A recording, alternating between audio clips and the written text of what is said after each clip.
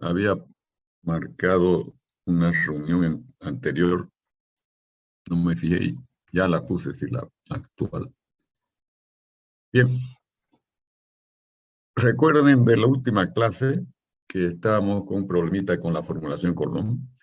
Entonces, el mantener la sección plana cuando la forma de la sección era circular era imposible porque eso generaba tensiones en el contorno lateral donde deberían ser cero. Entonces, aquí viene la corrección de Seminar, que es permitir que haya un alabeo de la sección, es decir, permitir el desplazamiento de U en la dirección del eje X de la barra.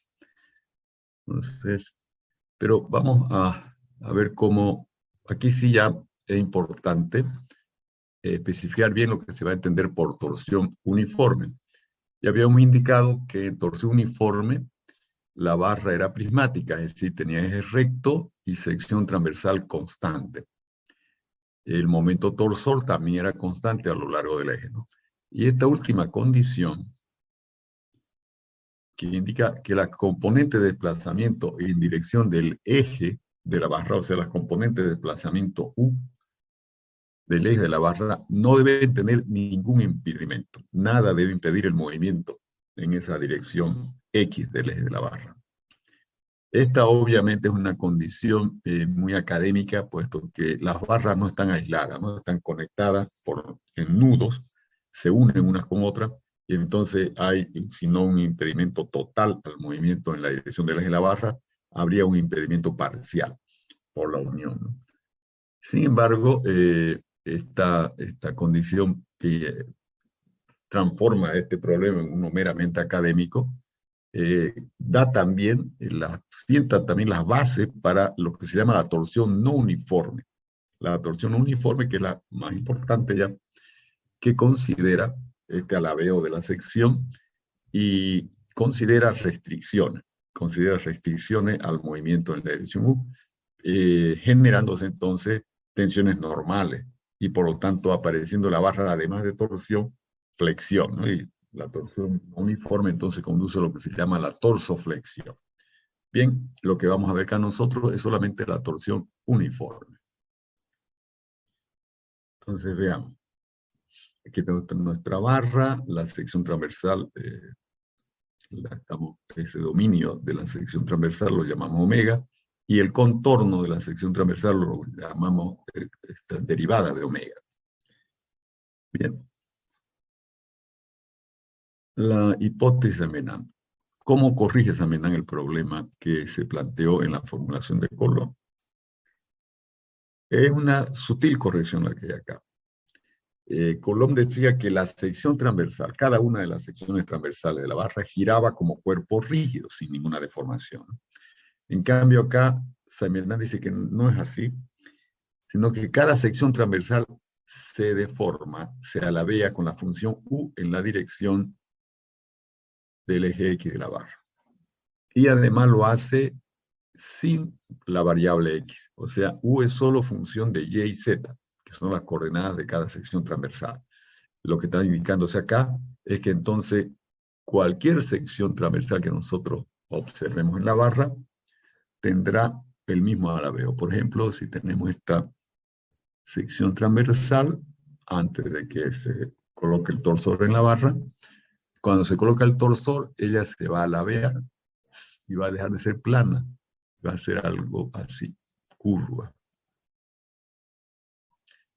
Y ese formato de formación de alabeo de la sección, que es la línea roja, ese formato se repite en toda la sección, porque no varía con X. Esa función sería la U de Y, Z simplemente. Entonces, como en la vista lateral lo que está variando acá es la coordenada X, entonces, como no varía U con X, esa función se mantiene la misma para toda la sección. Bien. Entonces ahora sabemos, aquí estamos abandonando esa tan apreciada hipótesis de secciones planas se mantienen planas, ¿no? La teoría de flexión. Con torsión ya para un análisis riguroso se asume que no permanecen planas las secciones. Lo que sí no se deforma, es la proyección de cada sección transversal en su plano, que es el plano YZ. O sea, si vemos la sección transversal desde el eje X, entonces la sección transversal permanecería indeformada, pero no es ella, porque ella se está alabeando, se está curvando, solo que en la vista de frente no se percibe el movimiento U, que es perpendicular al plano de la pantalla de la computadora, ¿no? Entonces, sí hay el alabeo, ¿no? Ella sale de su plano, pero en el plano YZ solo sufre movimiento de rotación en torno al eje X. Bien, y ahí la rotación es de cuerpo rígido, pero no es de la sección transversal, sino es de su proyección en el plano YZ. Bien.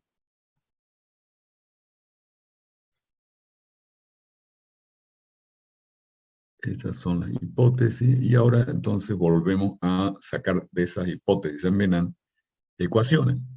Queremos vincular las componentes V y W de desplazamiento con las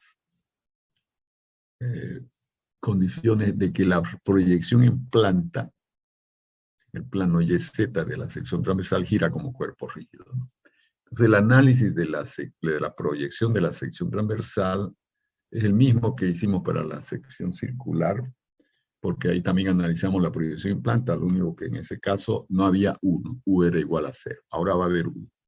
Entonces, en el plano sabemos por la rotación de la sección, se produce el ángulo θ, entonces el arco recorrido por el punto P en la rotación va a ser de longitud R veces θ, donde R es radio posición del punto, y alfa sería la otra coordenada polar, ¿no?, que se mira a partir del eje Y. Alfa y R son las coordenadas polares de nuestros puntos en la sección transversal. Y entonces este R por θ se descompone en B y W, ¿no? Es el ángulo alfa que está aquí, entre el radio y Y, se encuentra ahora entre esta línea vertical azul acá arriba y la perpendicular radio, que es la hipotenusa del triangulito, ¿no? Entonces, el ángulo estaría aquí. Vamos a marcarlo con lapicito de... Ahí estaría el ángulo, ese sería el ángulo alfa. Entonces, R por...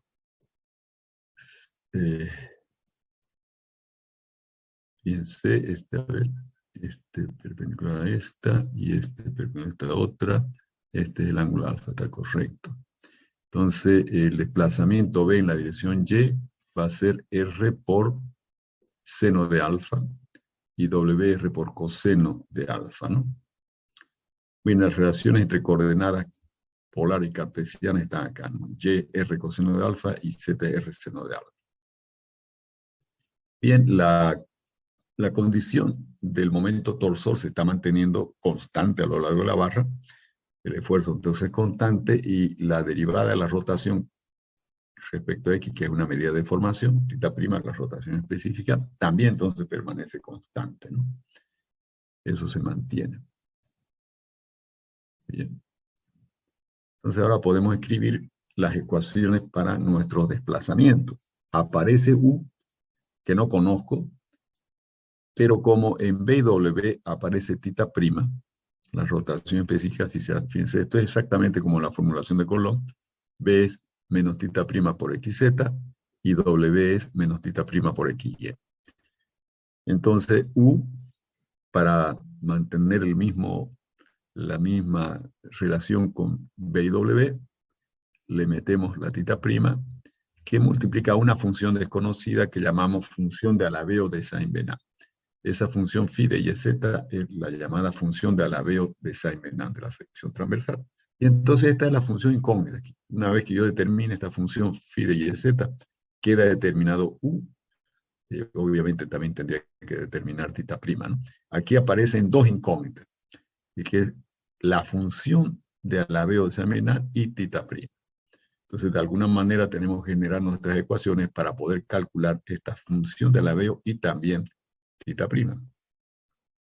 Una vez conocida la función de la B y tita prima, quedan U, B y W completamente determinados. Tendríamos ahí el campo de desplazamiento de los puntos de la sección transversal, o sea, los puntos de la barra, ¿no? Ahora, a partir de las componentes de desplazamiento, tenemos las deformaciones por su vínculo a través de las derivadas de los desplazamientos, ¿no? Deformación específica lineal en X, sabemos que es la derivada de la componente U respecto a X.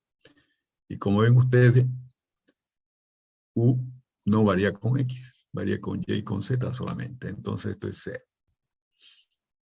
0. La deformación específica lineal en Y es la derivada de la componente B en la dirección del eje Y del desplazamiento respecto a Y, ¿no?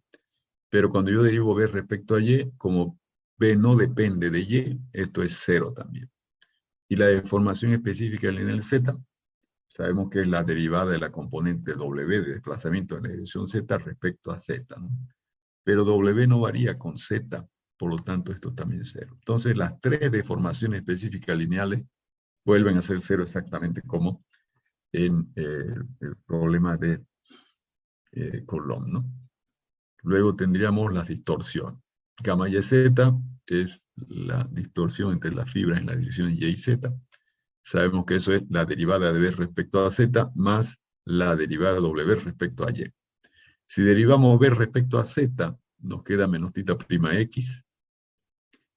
Y cuando derivamos W respecto a Y, nos queda tita prima X. Entonces, menos tita prima X más tita prima X, 0, ¿no? Entonces, ahí está la distorsión entre las fibras Y y Z, que estarían en la proyección de la sección transversal sobre su plano YZ, es 0, ¿no? Coincidente con el sentido de que esa proyección en su plano de la sección transversal está girando como cuerpo rígido sin ninguna deformación. Ahora, gamma XY, está la distorsión entre fibras paralelas al eje y paralelas a Y. Entonces sabemos que es derivada de U respecto a Y más derivada de B respecto a X. Si vemos nosotros derivada de B, de U respecto a Y, perdón, de U respecto a Y va a ser tita prima, que es constante, por la derivada de la función de la B respecto a Y, ¿no? Aquí está mal esto, vamos a corregir, es la función de la B. Función de Alaveo. Y aquí también. Segundo. Función de Alaveo. Bien. Entonces, gamma XZ es la derivada de U respecto a Z más derivada de W respecto a X. Bueno, estábamos con gamma XY primero, ¿no? Derivada U respecto a Y más derivada de B respecto a X. Entonces, al derivar U respecto a Y, nos va a quedar tita prima por derivada de phi respecto a Y. Tita prima es constante, sale fuera la derivada, queda la derivada de phi respecto a Y. Bien, y luego a eso hay que sumarle la derivada de B respecto a X, pero cuando derivamos B respecto a X, nos queda menos tita prima Z. Bien, a ver, acá es derivada de U respecto a Y. Aquí es positivo. Porque cuando vemos nosotros la derivada de U respecto a Y, como esto es positivo, queda tita prima por la derivada de phi respecto a Y directamente. Entonces este es positivo, este es negativo, factorizamos tita prima y nos queda derivada de phi respecto a Y menos Z, que multiplica ya tita prima. Esa es la gamma XY. Entonces se metió acá la función de Alaveo de Saint-Venant, que es incógnita, ¿no? Y no solo es la función, sino que es su derivada respecto a Y. Ya estamos viendo entonces que vamos a necesitar establecer una ecuación diferencial para poder calcular esta función de Alaveo, porque ya está apareciendo la derivada de la función de Alaveo, ¿no? Bien, gamma XZ es derivada de U respecto a Z, más derivada de W respecto a X. Si derivamos U respecto a Z, nos queda tita prima por la derivada de phi respecto a Z, ¿no? Aquí también está otra vez mal esto. Es positivo ese primer término. Es positivo. Derivada de phi respecto a esta por tita prima. Y a eso hay que sumarle la derivada de w respecto a x. Cuando derivo w respecto a x queda tita prima y. Entonces más tita prima y. Entonces queda tita prima que multiplica la derivada de la función de la b respecto a z más y. Entonces fíjense ustedes, resultó prácticamente en términos de distorsiones angulares la misma situación que en la formulación de Coulomb, ¿no? Todas las deformaciones específicas lineales cero, la distorsión en el plano de la sección, gamma y z, también cero, y solo hay distorsiones gamma xy y gamma xz que van a generar tensiones cortantes cuando usemos la ley de Hooke, ¿no? Se van a generar torsiones cortantes en el plano de la sección transversal. Entonces, ¿cómo es que se llegó a eso? Se llegó a eso debido a que Saint-Venant planteó su hipótesis acá, ¿no? Entonces, ¿por qué planteó las hipótesis? Porque él quería que, que el equilibrio, que las únicas tensiones que se generen en la torsión uniforme sean tensiones cortantes por la rotación de la sección. Entonces, al ya haber pensado él en una forma de las tensiones que deberían resolver el problema, estaba inventando el llamado método semi-inverso, porque si bien no definió exactamente esas tensiones, estableció que eran tensiones cortantes en el plano de la sección que deberían existir, y por eso escribió su hipótesis para que se generen solamente esas tensiones cortantes. Entonces ese es el método inverso que creó Saint-Venant para resolver el problema de torsión. Bien, una vez que tenemos las deformaciones conocidas, aplicamos las leyes de Hooke y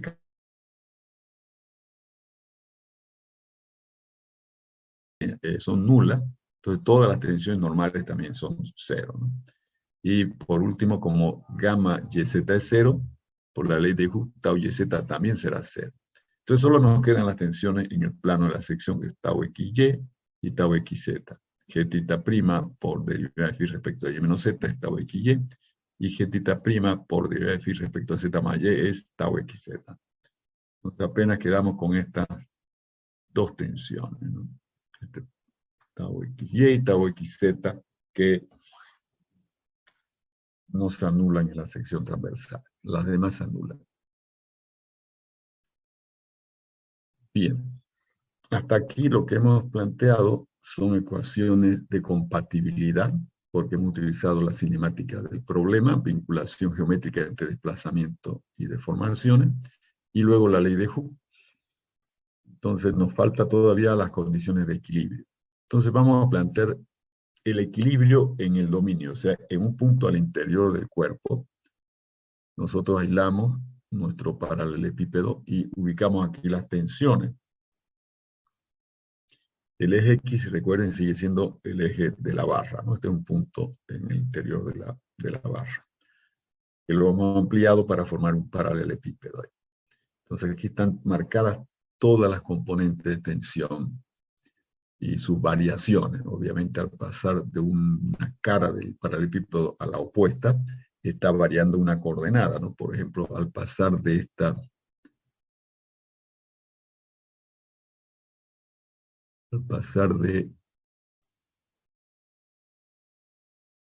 cara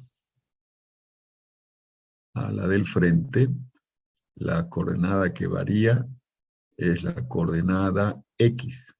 Varía en un diferencial de X. Entonces las longitudes de las aristas paralelas a los ejes son los diferenciales de las variables, ¿no? En X es de X, en Y es de Y y en Z es de Z. Entonces, como solo hay variación en la coordenada X, que pasa a ser X más dx, entonces las componentes de tensión, que son tau xz, en realidad esta aquí es tau xz, la horizontal, estaría variando para pasar al otro lado, de modo que, y aquí está un segundo, esta de acá, déjenme ver, Bien, aquí están ya, aquí colocados solo los incrementos. De todas maneras, vamos a ver.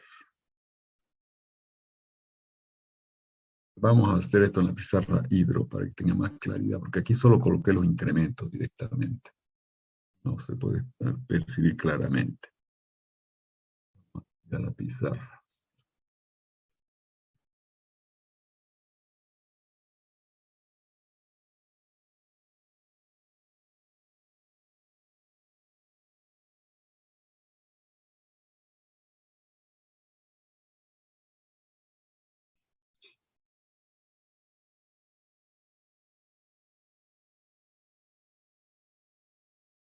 Vamos por acá arriba. Vamos a marcar para el epíteto.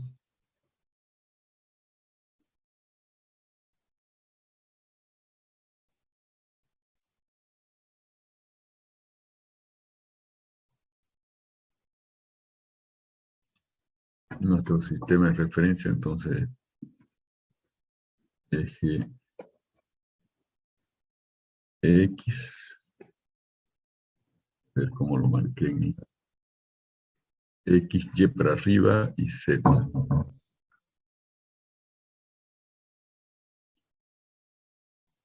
El eje X,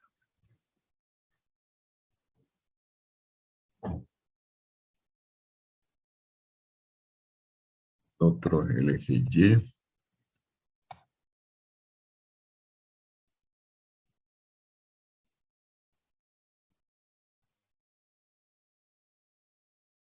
este es el eje Z.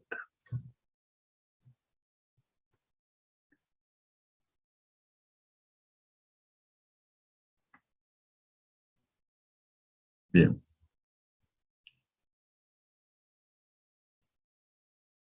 entonces aquí voy a marcar el resto de las caras, trazo punteado, ¿no?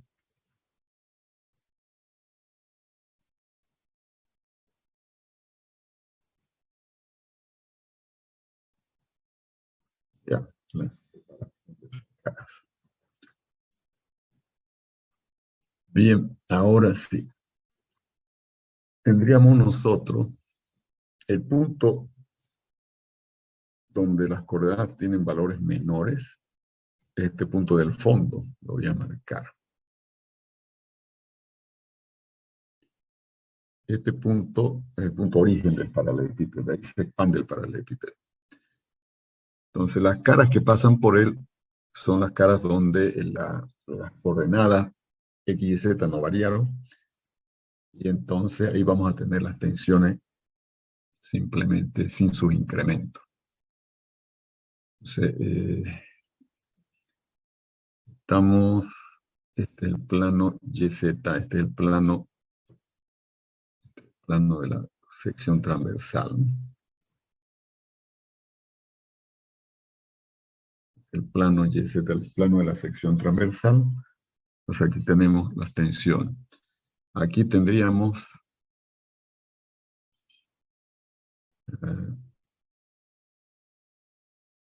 esta tensión hacia abajo, que sería la tau XY.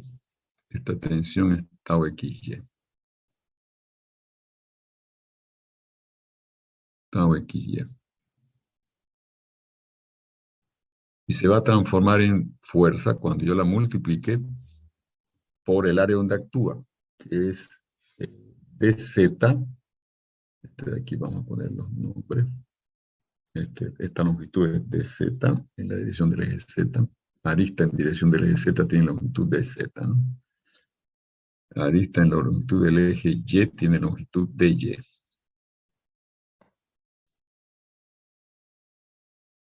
Y arista en longitud del eje x, en la dirección del eje x tiene longitud dx. Bien.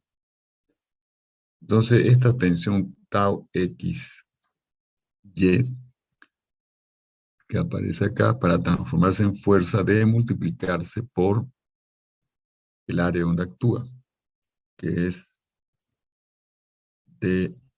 Y por dz. De y por dz. Y eso ya es fuerza en la dirección vertical, ¿no? Hacia abajo, en esta cara.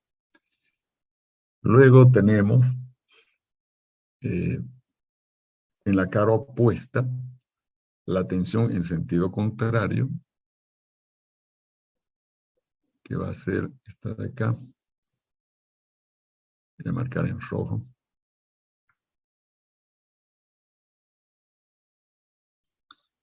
Esta es esta fuerza incrementada por el cambio en la coordenada de X. Entonces va a ser lo mismo que en la cara anterior, más su incremento, ¿no? Más su incremento. Entonces vamos a tomar, como son funciones en varias variables, vamos a tomar la derivada parcial. La derivada parcial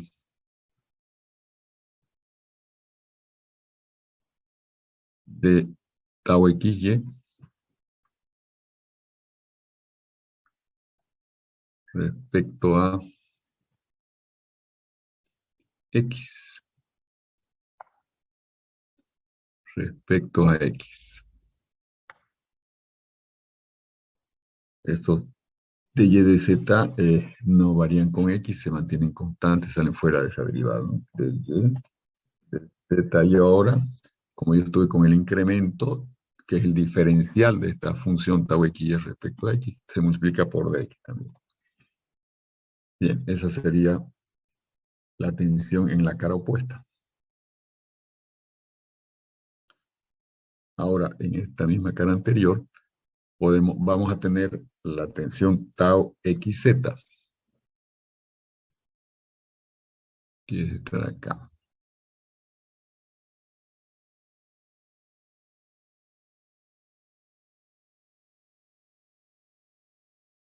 Esa aquí es la tensión, le voy a escribir acá, tau xz.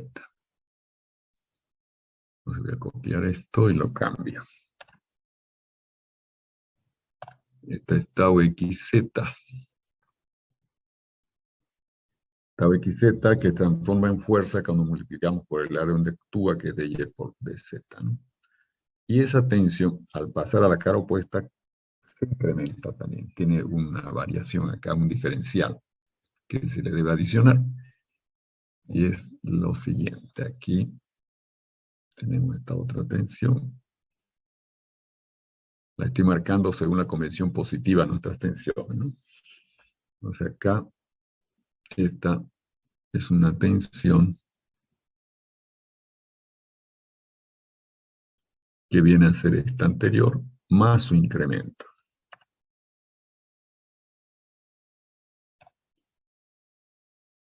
El incremento es similar a este. Solo que no es tau xy, sino es tau xz ahora. Tau xz. Bien, entonces tenemos tau xz por dy de z más la derivada de tau xz respecto a x, porque al pasar esta cara a esta otra solo varió la coordenada x en dx, ¿no? Entonces este es el diferencial de esta magnitud respecto a x. Bien. Luego vamos a tener nosotros aquí,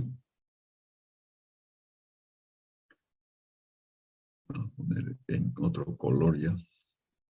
Bueno, primero en negrito, en la cara del fondo, en el plano paralelo a XY, acá, vamos a tener esta otra tensión, ¿no? Esa tensión viene a ser la misma que esta, porque están divergiendo en esta misma arista común, ¿no? Entonces, esa de ahí va a ser esta misma tensión. A ver, esta que está en la cara del fondo. Segundo. En realidad hay que mover esto. acá.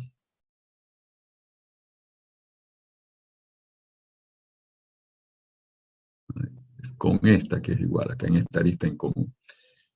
Convergen las dos, porque estoy en las caras del fondo. Entonces, esta tensión es la misma que esta. Esta es tau xz por dy dz. En realidad sería tau zx, pero sabemos que tau zx es igual a tau xz, ¿no? Mantenemos la notación de tau xz. Y esa, al pasar a la cara opuesta, incrementándose la coordenada z, se va a convertir en la siguiente. Voy a poner aquí en color verde. Esta cara, vamos a tener esta tensión, que va a ser la anterior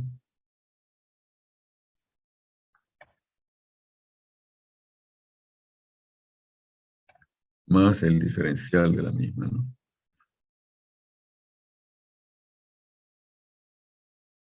Sería este de acá.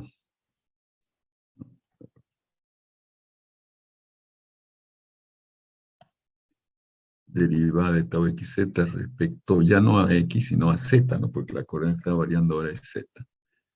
Y entonces era el área donde actúa, sí, es lo que cambia, ¿no? Aquí actúa en el área de x por dy. Entonces no es la misma, perdón, es parecida.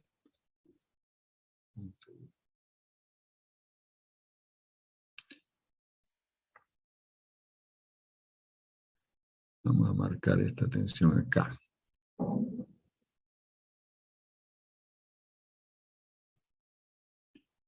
Entonces vamos a tomar esto, pero vamos a cambiar el área donde actúa. Esto es tau xz por el área donde actúa, que es la coordenada de x por dy. De x por dy. Y esta se convierte en esta verde acá, en la cara opuesta, con su incremento, ¿no? Entonces aquí dx por dy, ¿no? Dx por dy. X por dy más la derivada de tau xz respecto a z por dy de x y de z. Finalmente por el diferencial respecto a z. Ahora sí. Tenemos eso ahí. Por otro lado, tenemos esta otra tensión acá abajo, que va a ser la siguiente. En la cara, en el plano paralelo al xz, tendremos esta tensión.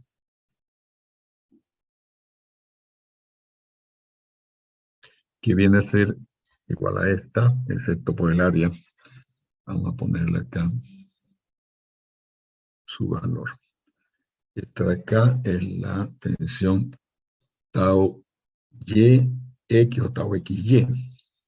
Sigue siendo tau xy. Como esta de aquí, tau xy. Se va a hacer para acá. Solo que el área donde actúa ahora es dz por dx. Dz por dx. Esta de aquí, en la cara en la base del paralelepípedo, al pasar arriba, estaría convirtiéndose en esta otra tensión. Pongámosla en lila.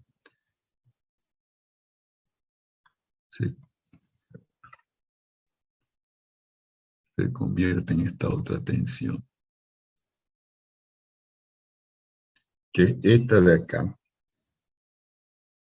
Esta de acá, incrementada por la variación en la coordenada vertical que es y, ¿no? La coordenada vertical y está cambiando. Y por lo tanto, hay un diferencial respecto a la coordenada y. Entonces, esta de acá, la copiamos.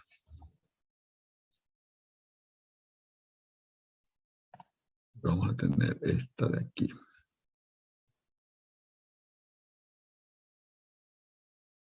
Esta tensión va a ser la tau XY, sería YX, pero es igual a tau XY, por el área donde actúa, que es DX por DZ. DX por DZ, más su incremento. Vamos a poner esto así, y lo corregimos. Más su incremento. Entonces aquí tenemos la derivada de tau XY respecto a Y. Ahora, la coordenada que está variando es Y. Sería por, pondremos aquí de X, de Z el área donde actúa, y de Y por el incremento de la variable respecto a Y para tomar el diferencial. Bien. Ahí están las tensiones y sus incrementos en las caras, ¿no? Del paralelepípedo. Entonces ahí podemos comenzar a tomar las componentes de fuerza para sumarlas. Podemos sumar fuerza en la dirección X. Fuerza en la dirección X. Esa suma tiene que ser igual a 0 porque el cuerpo está en equilibrio, ¿no? Olvidaba de mencionar, como indicamos que la única carga era el torsor que actúa en las caras opuestas de la barra, en el problema de torsión uniforme, entonces, y ese torsor está generado solamente por tensiones cortantes que se aplican en las secciones transversales extremas, entonces la fuerza de volumen se desprecia, no se toman como carga acá. No estamos considerando fuerza de volumen en la torsión uniforme de barra. Bien, veamos cómo quedaría esto. Entonces veamos en la dirección X. Tendríamos esta de aquí abajo, que es tau XY de X de Z, que está negativa. Vamos a tomar el sentido positivo de X. Entonces está negativa. Y acá tenemos el tau XY de X de Z, que es la misma que se cancela, ¿no? Y nos queda este incremento. Queda ese incremento en el sentido positivo. Nos quedó ese incremento. Al pasar y destacar esta otra. ¿Qué otra? En X tenemos esta verde y esta negra de la cara anterior, ¿no? La tensión es tau XZ por dy de X.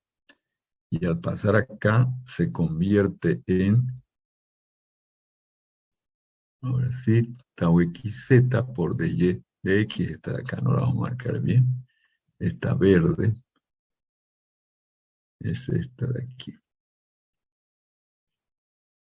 Entonces tenemos tau XZ de y de X, y lo mismo que la tensión en la cara anterior, más su incremento al variar la coordenada Z, derivada de tau XZ respecto a Z por dy de X de Z. Como esta parte es la misma que esta otra y está en el sentido opuesto, entonces se cancelan y nos queda este incremento solamente, que está en el sentido positivo de X también, más entonces acá.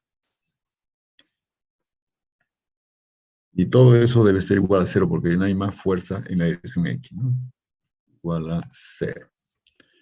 Entonces aquí resulta que uno puede cancelar el producto de X de Y de Z, de ambos términos, porque estamos igualando a 0, ¿no? Entonces nos va a quedar este término simplemente en derivada de tau XY respecto a Y, más la derivada de tau XZ respecto a Z. Y eso igual a 0 sería la primera ecuación de equilibrio.